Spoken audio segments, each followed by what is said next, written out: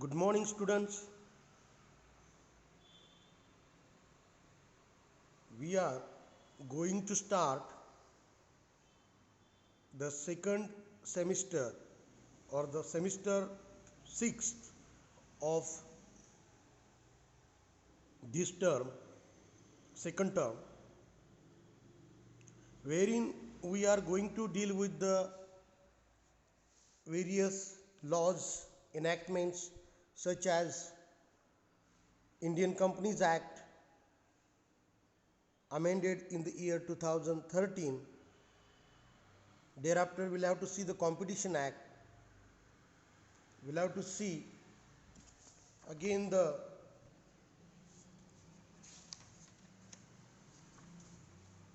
Consumer Protection Act,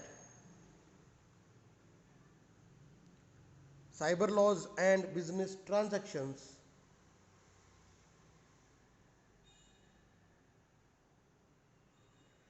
etc. Today we are going to deal with the first act, first unit, that is the law relating to corporate business entities. So where under we have to see first of all the Companies Act 1956, which was amended in the year 2013, because this is the law which is relating to the corporate business entities, business, and which is also in the form of the corporations which have been established under some certain provisions of the laws. That is what we have to study here.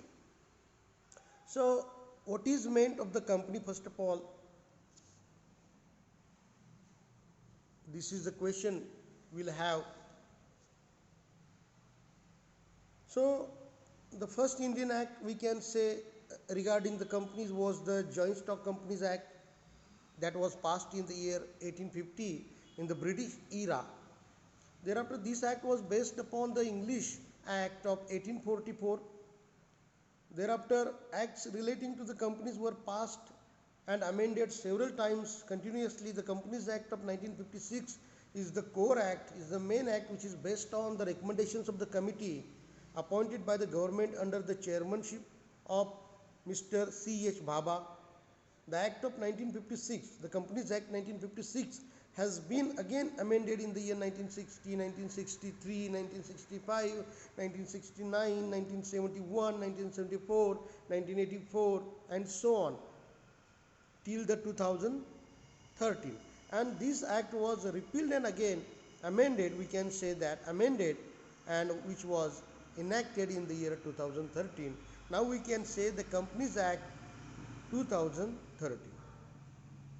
This act extends to the whole of India. The act applies to all the classes of the companies, including public companies, private companies, associations not trading for profits, foreign companies. It also includes provisions in respect of the companies which have been registered outside India but which have had an established place of business in India, the foreign companies.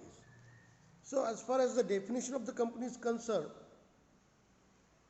then we can say that a company is used to describe an association of a number of persons formed for some common purpose and registered according to the law relating to the corporations or companies. According to section 3, subsection 1I of the Companies Act, company has been defined as a company formed and registered under the said act or an existing company. It is a very simple definition has been given that a company which has been formed, which has been registered under this act is a company, or if already any existing company in India is there before passing of this act of 1956, then it is also called a company. Why this is? Because before passing of this act there were several companies which were working, which had been working in India under the British rule, and they were passed under the they were formulated under the English Act of 1844 or English Indian Act of Companies Act 1850. So that is why, though at the time of the enactment of this act in the year 1956, if any company, for example Tata company was earlier established. So before 1956 it was in prevalence, it was in its working was there in India, its business has been already started in India. So according to this section 3(1)(I), a company formed and registered under the act is an company. And second is, if there is a already existing company before passing of this act, it is also regarded as a company. Now there is a one definition given by Mr. Justice Lindley. He says a company is an association of many persons. First thing, it is an association of many persons who contribute money or money's worth to a common stock and employ it for a common purpose. The common stock so contributed is denoted in money and is the capital of the company. The persons who contribute it or to whom it belongs are the members. The proportion of the capital to which each member is entitled is his shares. Shares are always transferable, although the right to transfer them is often more or less restricted. Thus, a company is an artificial person which has been created by law, having a common seal and a perpetual succession. Now, let us discuss some main features of the company as per the Companies Act. First of all is that it is an association of persons. So, this association of the persons is a voluntary. There is no restriction, there is no imposition of any kind upon the people who are going or willing to join the association, which will be reflected into a company later on. So first of all, it is a voluntary association of the persons created and formed by choice and consent of the members. There is no any type of a compulsion to become its member or to give up its membership. Thereafter, let's come to the second point of feature or characteristics of the company is incorporated association. So this is an association of persons, but it is incorporated. It means it is registered. It must get registered itself. Only it is not sufficient that people are coming together, they are living together, they are working together. It is not a company. It is only an called as an association, mere association. So for the purpose of that association to reflect into a company, that association must get registered at the law. Third is artificial legal person. So company is a artificial separate legal person. So as we know that we are the natural persons, but when we join hands together, we come together, we form associations, thereafter we become the body of persons, and it must have a legal sanctity of the law under which it is going to be registered. Keep in mind. So artificial legal person. Company is called as an artificial legal person. Company becomes a legal person. Company is not a natural person. Company is a body of associations of a person. So that a body of association is called artificial legal person. Thereafter, fourth aspect feature of the company is that of a distinct legal entity. Now it is important to note that here that when members are different from each, we say always generally members are different from the company, because company is artificial person, we are the natural persons, we have formed a company. Now there is a status, legal status of the company. Company becomes a artificial legal person. So company has a legal, a distinct entity, becomes entity which is called a separate legal entity from its members. So company is a legal person, separate legal person. Thereafter, next point is a perpetual succession.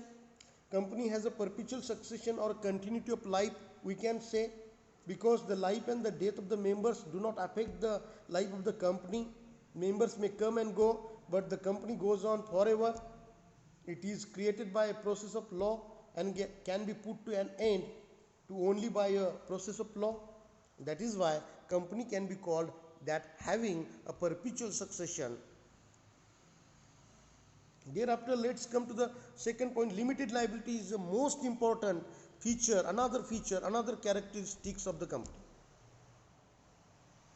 The liability of the members of the company is generally limited to the extent of the share or extent of the face value of the shares they are holding. In any event, a shareholder cannot be asked to pay anything more than whatever he has been unpaid, whatever the unpaid value of the share money. Limited liability means what? The company has a limited liability. Its members have a limited liability. Liability which is relating to the profit and loss regarding their shares.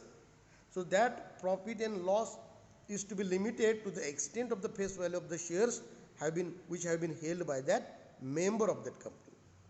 But partnership, we cannot say that is the partner's liability is a limited liability. It is unlimited liability. Unlimited liability in the sense of if there is any surplus amount is to be incurred, then unlimited liability. In unlimited liability, the member or the partner has to incur the more liability that has been required for the time being in force. So one of the most important feature of the company is limited liability. Thereafter, transferability of shares. The shares if you hold of the company, public limited company, then it is very easily transferable to another person. Nowadays the demat account is used for this purpose. So you can hold your shares, the summary of your shares in a demat account, dematerialization. So you can hold it, you can possess it, you can sell it as per your own will. So shares can be transferable very easily. Another most important feature is it is a diffused ownership. So company is not a single person's company, single owner's company. There are the members who are called the company's owners of the company, company's owners. So the members or the shareholders are the same, synonymous to each other. The company's members means company's shareholders, and they hold the shares in the company, and that is why they are called the owners of the also company. So there is another important feature, that separation of ownership and management. So you know well that there is a separation has been done between the ownership and the management of the company. Owners are the shareholders of the company, and managers are, for example, management is in the hands of the managers that has been appointed as the servant of the company, employee of the company. It consists of secretary, it includes the managers, additional managers, alternate managers, chief executive officers. So everything, anybody who has been appointed as an employee of the company, then he is called the management, or he forms the part of the management of the company. And as far as the ownership of the company is concerned, then the shareholders are called the owners of the company. Common seal and signature. So company has a, as it is an artificial person, it has a common seal. It can be recognized as a separate legal entity. That's why it has a common seal and signature. Signature of the company means one can use the seal of the company in the name of the company, or on behalf of the company, the manager or the executive officer can use the seal sign on behalf of the company. So company has a distinct special entity, legal entity, and that's why it has a limited liability, it has a limited common seal. Corporate finance is also one of the feature, can be raised from the capital through the share market. So these are the most important features, or we can call it a characteristics of the company.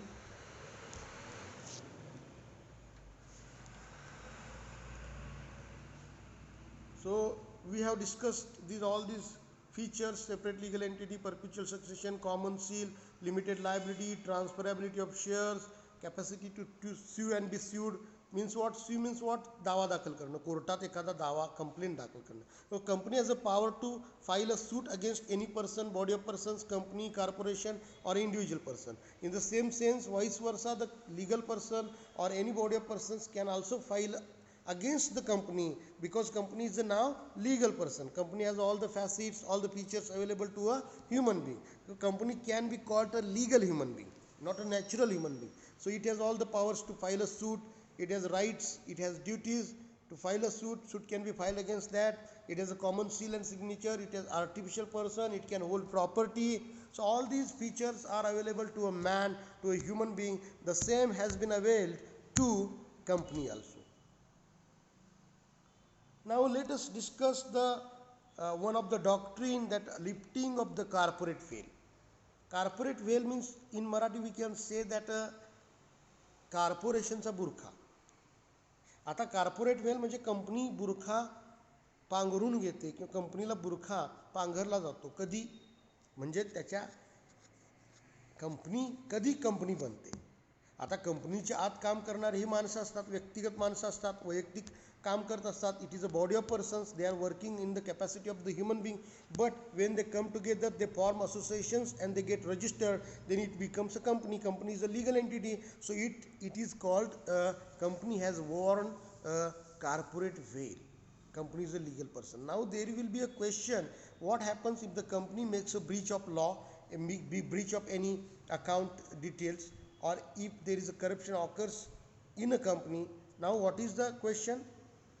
Members can say that company has made that breach because company is a legal person. We are not responsible for the wrong done by the company. Hold company liable. Suppose there is any fraud occurs, happens in a company, and the members they raise their hands and say that we are not liable because company is run by, company has a legal sanctity, company is a separate legal distinct person, so whole company is liable. No, it will not happen. In this matter, the corporate veil that has been put on a company, put on a company, that can be lifted, and the actual culprits, actual wrongdoers behind the doors, behind the veil of that company is to be captured.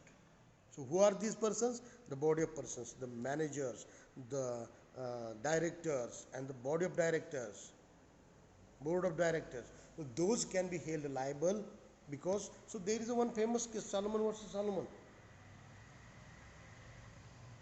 in this matter. So by the provision of the law, a corporation is clothed with a distinct personality, yet in reality it is in a fact, in a way, the beneficial owner of the property of the body corporate. The theory of corporate body is the basic principle on which the whole law of corporation is based, and it's a statutory privilege which must be used for legitimate business purpose only. Lifting the corporate veil of the company is a doctrine which is used to identify of a company with its members, where the corporate veil is lifted and individual members may be held liable for their acts. Lifting corporate veil can be done through judicial interpretation or law, with the help of law. What are the reasons for lifting the veil of the corporation? So prevention of fraud or improper conduct of the members of the company or the owners of the company, for the purpose of preventing that fraud, preventing misconduct, the reason there is a need to lift the corporate veil of the company. If where the company is acting as an agent of the shareholder, then it is needed to lift the veil of the corporation.